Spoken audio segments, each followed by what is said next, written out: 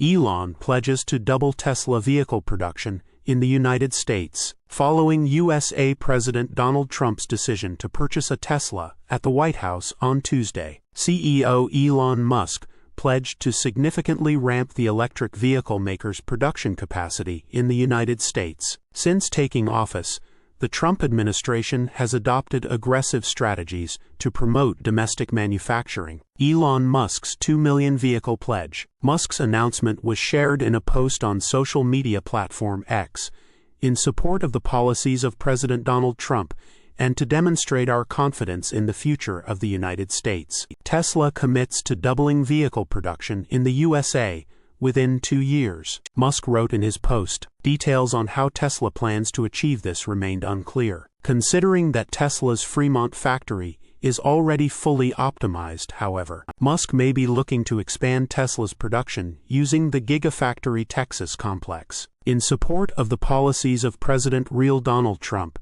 and to demonstrate our confidence in the future of the United States, Tesla commits to doubling vehicle production in the U.S. within 2 years. Lofty goals. Tesla's current U.S. production capacity stands at just about 1 million vehicles per year. As per Tesla's Q4 and FY 2024 update letter, the Fremont factory currently has a capacity of over 650,000 vehicles per year, while Giga Texas currently has a production capacity of 375,000 vehicles annually. If Tesla would like to hit 2 million vehicles annually from its USA factories, it would have to significantly increase the output of Giga Texas. Tesla could accomplish this with the Cybercab, as per Elon Musk last October. Elon Musk's prediction during the Q3 2024 earnings call.